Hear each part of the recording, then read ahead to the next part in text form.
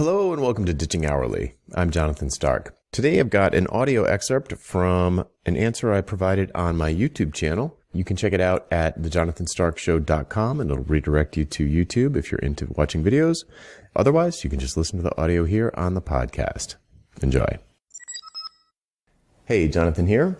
I've got a question from Zach Stevens who asks, have you ever actually told a client that you practice value-based pricing? The conversation would go something like this, I imagine. What's your hourly rate? Said the client. I do not have one. Projects are compensated on a value basis, said the consultant. Is that a suitable response? What would you say? Actually, no, I never talk about value-based pricing with clients. What I do is I say, when they ask me what my hourly rate is, I say I don't have one. And then I just wait for them, in this yawning silence that stretches out between us, for them to say, well, how do you price your work? And then I'll say, well, I'll give you a fixed price for the project so you know in advance how much the whole thing's going to cost. Will that be acceptable? And almost always they'll say, yes, that's acceptable. They'll be very excited about that because the idea of making a purchasing decision, a really big, risky purchasing decision about a big software project and not knowing how much it's ultimately going to cost is a very scary feeling for a client. So even though they're used to paying for things by the hour, when presented with the option to actually have a price for it instead of just an estimate, assuming they believe you that you will stick to your price, which is a separate issue, but assuming they believe that you will stick to your price, they'd much rather have that because it takes a lot of risk away from them. It takes tons of risk away from them. So they dig it. The exceptions to this will be when you're talking to a gatekeeper or someone in procurement who's just sending out RFPs and they, for some reason, for regulatory reasons or whatever their policy is, they need to get hourly rates to compare apples to apples from one vendor to the next. You'll see this in higher ed and government a lot of times. If you're dealing with a real buyer, they can get around these sorts of things, but there are certain areas where it's tough to not give an hourly rate and still get the job. But those are probably bad client projects anyway.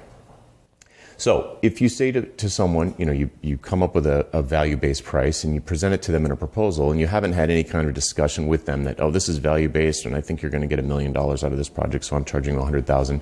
I don't do any of that. That's all going to happen behind the scenes in their mind and in their subconscious. We're going to talk about the value of the project, what the desired business outcome is, and then I'm going to say, hey, here are 3 options. You can do the $50,000 option, you can do the $120,000 option, or you can do the $250,000 option. And here are the benefits that you'll get with each one. Here are the risks with each one. Here are the rewards with each one, so on and so forth. Maybe I'll even have different guarantees for each one, different risks and assumptions for each one. Regardless, they'll all be fixed prices. And if the client comes back and says, well, how did you figure this out? Like, how long do you think it's going to take you for option 1, let's say? And I'll say, I don't know. That's why I don't charge by the hour, because that wouldn't be fair to you. I don't know how long it's going to take. But no matter how long it takes, it's going to cost you the same amount.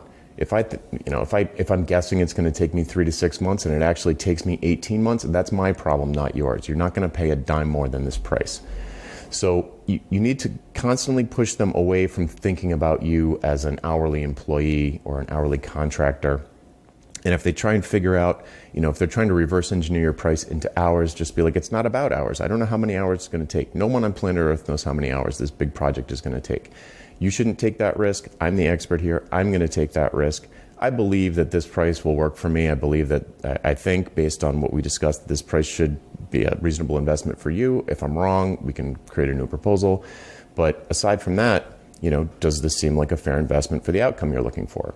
And just constantly be pushing them back to the value of the outcome that they're looking for. And, don't let them try and divert them from reverse engineering the price. If they really keep pushing and they're like, no, but seriously, how did you come up with this price? Just say, it's based on past experience and leave it at that. I've done similar projects to this. Based on past experience, I think this is a reasonable price. If that's not acceptable, then we can talk about a different outcome. We can talk about a different project, or we can just part ways. But you cannot let them deconstruct your price, because that's just them thinking about the wrong thing. They're thinking about a cost. They're thinking of you as a cost and not as an investment. And they're not thinking about the benefit of the project. They're just trying to get it done, or perhaps just trying to get it done cheaply or whatever the case may be. So those are a few tips on how to navigate that sort of situation, and hopefully it helps. All right, I'm Jonathan Stark. If you have a question for me, you can hashtag Ask Jonathan on Twitter, LinkedIn, or YouTube, and we will find it and add it to the list. See ya. Would you like to learn how to get paid what you're worth? How about selling your expertise and not your labor? We work through all of this together in the pricing seminar. Pre-registration starts soon, and you can sign up to be among the first to know when early bird pricing is announced at thepricingseminar.com. That URL again is thepricingseminar.com. Hope to see you there.